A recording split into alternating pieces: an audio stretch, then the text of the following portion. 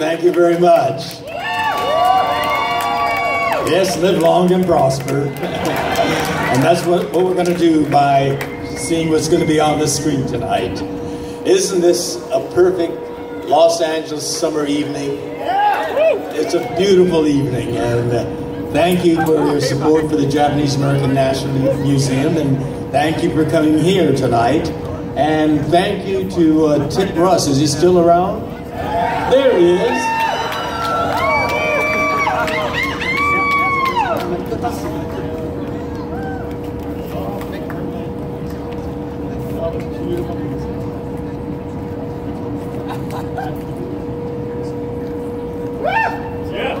Let's give Tim another round of applause.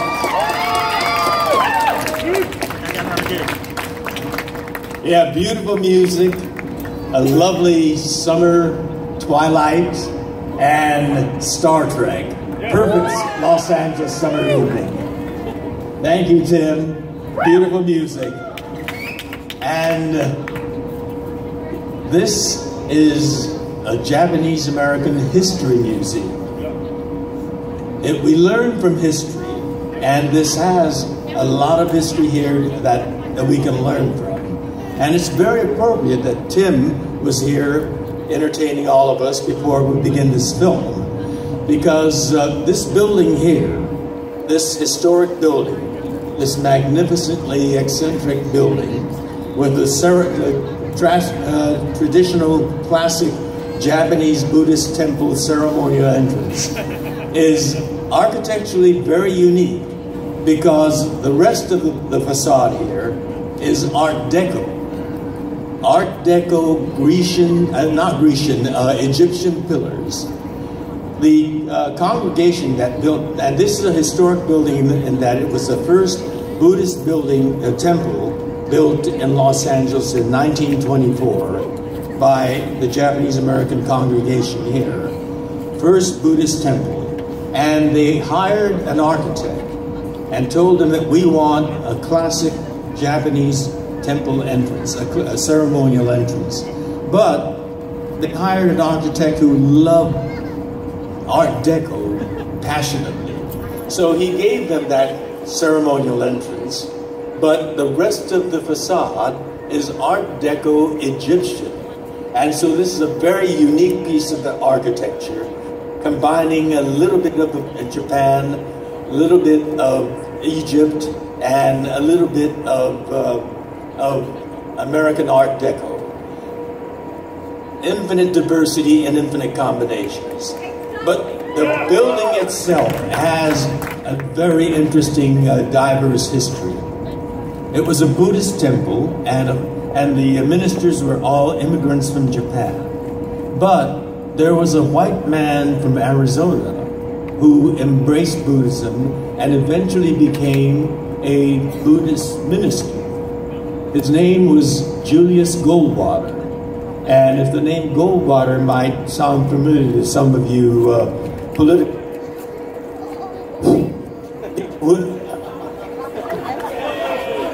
century technology. Some of you might recognize the name Goldwater. He was a senator from Arizona, and he ran for the presidency. And the Goldwater that became a Buddhist minister was his second cousin. So we have that kind of diversity here. But because after the bombing of Pearl Harbor, the United States couldn't quite accept the idea of diversity that looked like us, because we were fighting the people that looked like us. They rounded up all Japanese Americans, American citizens of Japanese ancestry, and put us in barbed wire prison camps.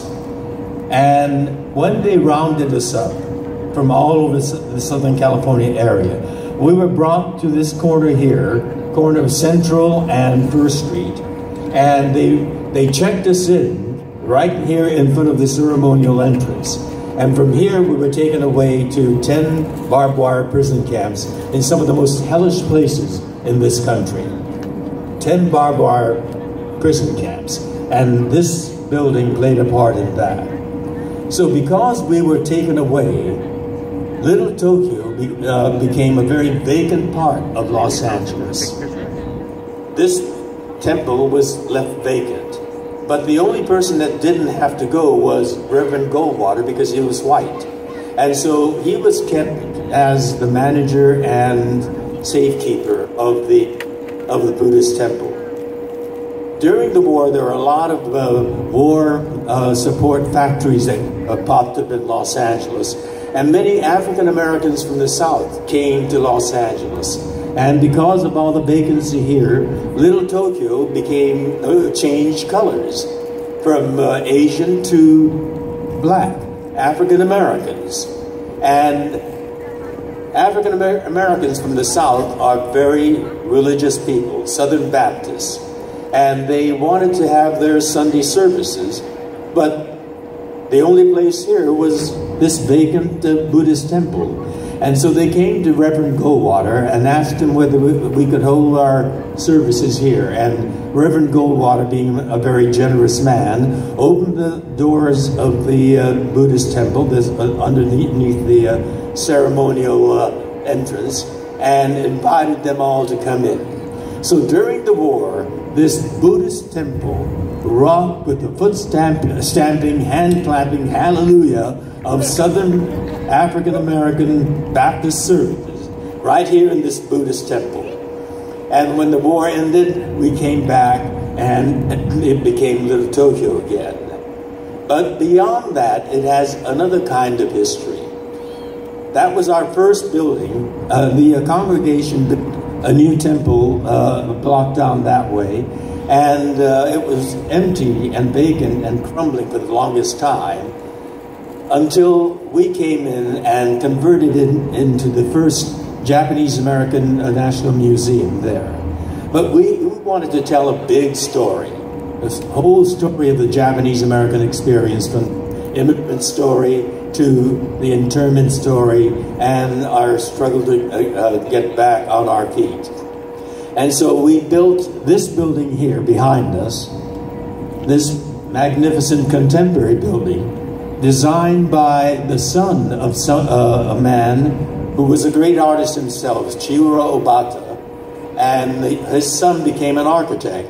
And so we hired him, Gil Obata, to design this building. And we opened up this building in 1992, and we opened up this building in 1999. And this became our main building. But because we tell the history of the Japanese-American experience, and we have a lot of lectures, a lot of symposia, we needed a place where we can do that sort of thing. The acoustics in the Aratani Hall here, the Great Hall here, was not very good. So we built that other building over there attached to the historic building, and we call it the Takei Democracy Forum. In 2008, something of a landmark nature happened in California. The California Supreme Court said marriage equality for LGBT people is the law of the state. Yes, let's give it a hand. California was spearheading. And by that time, 2008, I had been together with my partner, Brad, for 21 years. Thank you. And I guess the Supreme Court justices thought, you know, 21 years is the age of legality. And so, boys, let's get you guys hitched up. And we clicked our heels and we got our marriage license. We were the first couple to get our marriage license in West Hollywood. And we love the idea of getting married in the Forum of Democracy. And here we have the Democracy Forum right here. So Brad and I chose to get married right there in the Takei Democracy Forum of the Japanese American National Museum. Yeah. And wanted our wedding to reflect the diversity in our lives. So, and you know, in my life, I've been blessed to have colleagues from Star Trek who have become very good friends. And so we asked Walter Koenig, a Jewish guy from New York, to be our best man. And we asked Nichelle Nichols, who played Uhura, to be our matron of honor. But Nichelle said, I am not a matron. If Walter can be the best man, why can't I be the best lady? And we said, of course, Nichelle, you are. So she was our best lady. And we needed an officiant, but Reverend Julius Goldwater was no longer with us. But at that Buddhist temple, and I'm a Buddhist, we have a Mexican-American Buddhist minister, Reverend Briones. And so we asked a Mexican-American Buddhist minister to be our officiant in that democracy forum. So infinite diversity and infinite combination. This is a history museum, but we learn from history. And by learning from history, we aspire to making this a better democracy. And here you are tonight, surrounded by all that history of democracy, both in its glory as well as in its failure. Because locking up innocent people just because of our race is one of the failures of our democracy. And we have to learn from that. And we have learned from that, except for one man in our country. He still has to come to the museum to learn from that history. That's why history is important, because with history we make our future a better one. And that's what Star Trek was all about. And I love science fiction because science fiction has been used as a metaphor for so much of our future ideas. Gene Roddenberry was a great science fiction writer. And the Starship Enterprise, which is where Star Trek started and where I worked as the helmsman, was a metaphor for Starship Earth. And the makeup of that starship reflected the diversity of Starship Earth, which we consider to be the strength of this Starship Earth as well as Starship Enterprise. But tonight, this movie, one that's very personal to me, is called The Undiscovered Country, going to somewhere where we hadn't been before, to seek peace.